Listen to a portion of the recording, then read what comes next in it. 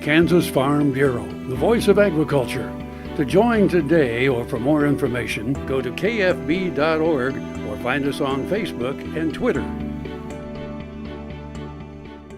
Good morning and welcome to Farm Factor on Ag Am in Kansas. I'm your host, Conrad Cabus. The 1970s was an era of rapid change for the nation as well as American farmers. Several issues confronting farmers and Farm Bureau in the 70s remain the same today: international trade, water rights, property rights, and much more. So the American Farm Bureau actively works with producers to help create policies to help farmers and their operation. David is the Senior Director for Congressional Relations and discussed the need for sound trade policy in Washington, D.C. Hello, my name is David Salmonson. I'm Senior Director of Congressional Relations with the American Farm Bureau Federation at our office in Washington, D.C.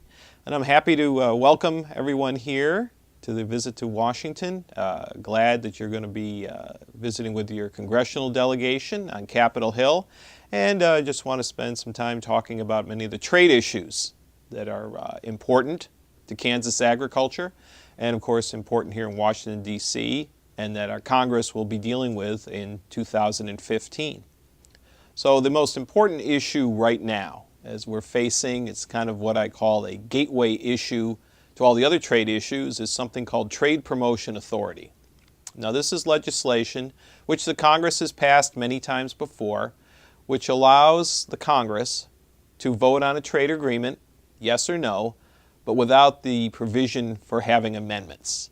Now, this is a big difference because every other bill that Congress passes, they can amend, change it to the way they might like it, away from the original bill drafters put it out there. But in trade agreements, experience has shown that other countries will not finalize negotiations, will not make their best offers if they think the deal that they've concluded with our administration will have to be renegotiated due to congressional changes. So it's been shown and seen, and we've worked through the past, that we need a mechanism to change that dynamic, to make sure we have really good trade agreements, that countries are feeling very good about concluding agreements with America, that they know that that agreement will go before the Congress and get voted on.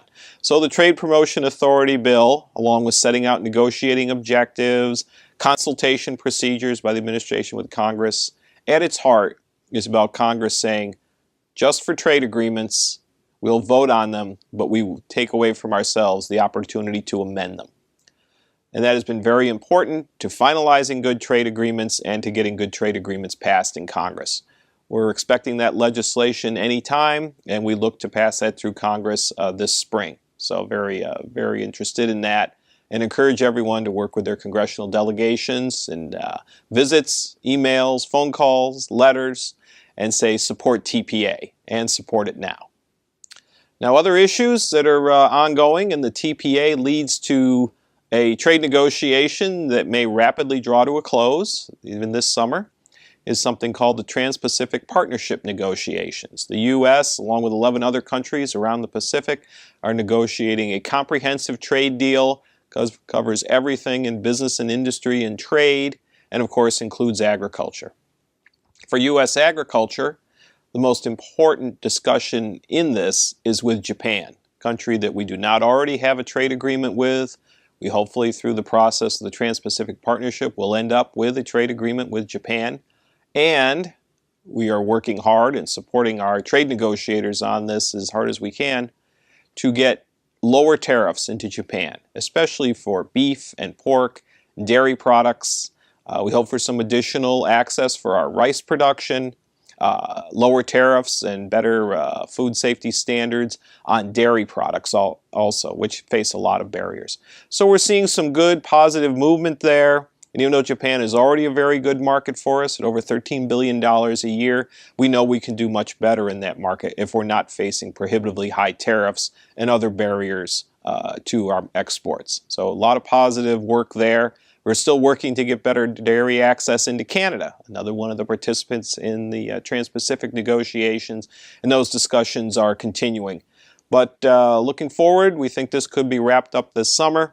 And with the TPA bill passed and a Trans-Pacific agreement getting wrapped up, we could have, at best, and a very scenario that we all wish would play out, a vote on the Trans-Pacific negotiations in Congress later this fall. Stay tuned. We'll have more on American Farm Bureau after the break.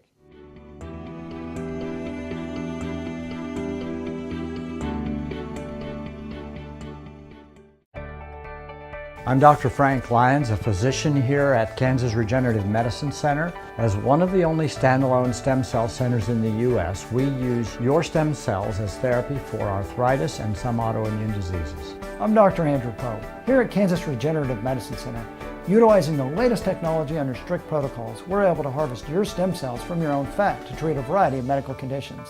The best part about it is, it's a same-day surgical procedure and requires no general anesthesia.